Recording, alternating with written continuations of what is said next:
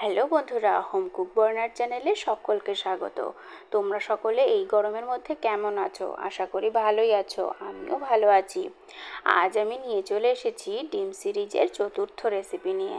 আর এই চতুর্থ রেসিপিতে আমি বানিয়েছি ডিমের কোরমা।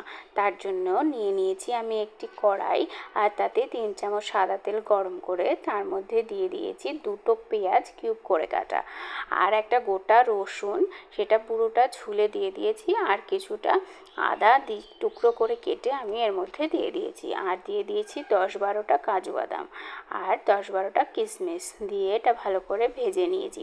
তার মধ্যে দিয়ে দিয়েছি আবার 10-12টা মতো কাঁচা লঙ্কা। আমার কাঁচা লঙ্কাগুলোতে একটু কম ঝাল ছিল, তাই আমি একটু বেশি দিয়েছি। তোমরা চাইলে একটু কম দিয়ে নিতে পারো, যে যেরকম ঝাল খাও সেরকম দিয়ে নেবে।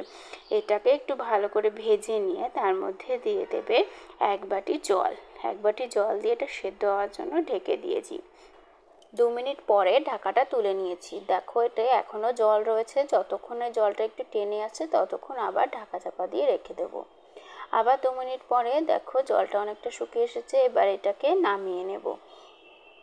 এবার এর জন্য আমি নিয়ে নিয়েছি 8টা ডিম। তোমরা চাইলে এর কম বেশি নিতে পারো, সেই পরিমাণে মশলাও কম বেশি নিয়ে নিতে হবে। ডিমগুলোর গায়ে আমি একটু ছুরির সাহায্যে কাট লাগিয়ে নিয়েছি। আর ওদিকে যে ভেজে রাখা মশলাটা, সেটা এবার আমি একটু পেস্ট করে নেব। এটাই হচ্ছে এই রান্নার আসল মশলা। এটার জন্যই ডিমের কোরমাটা দারুণ হবে খেতে। এই ভিডিওটা দেখার পর তোমরা ভাবতেই পারো যে গরমে এত আমি ডিম রান্না করছি। আসলে না, এই গরম পড়ার আগেই আমি এই ডিমের রেসিপিগুলো করে নিয়েছিলাম, কিন্তু এই গরমে আর রেসিপি করতে পারছি না। এর মধ্যে দেখো আমার তৈরি হয়ে গেছে মশলাটা, ভালো করে পেস্ট করে নিয়েছি। এবার ওই একই কড়াইতে একটু সামান্য তেল দিয়ে ওই ডিমগুলো ভালো করে ভেজে নেব। ডিম ভাজার মধ্যে একটু সামান্য লবণ দিয়ে ডিমটা নাড়াচাড়া করে একটু ভেজেই তুলে নেব। বেশি লাল হবে না, একটু সাদা সাদাই থাকবে। তোমরা কে কোথা থেকে ভিডিওটি দেখছো আমাকে কমেন্ট করে জানাও।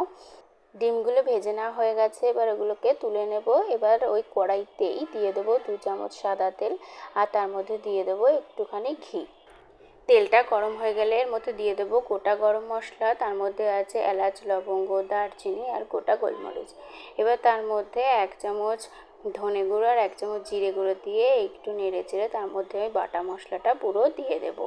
বাটা মশলাটা পুরো দিয়ে ভালো করে কষাতে থাকবো।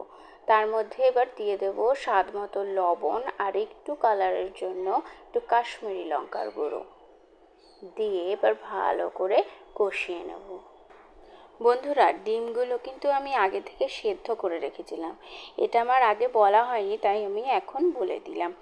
ব্যাস দেখো, আমার কষিয়ে নেওয়া হয়ে গেছে। এবার আমি তার মধ্যে ওই মিক্সি ধোয়া জলটা দিয়ে দেব। দিয়ে এবার পরিমাণ মতো জল বুঝে, যেটুকু তুমি গ্রেভি রাখবে সেই বুঝে জল দিয়ে এবার ফুটতে দেবো।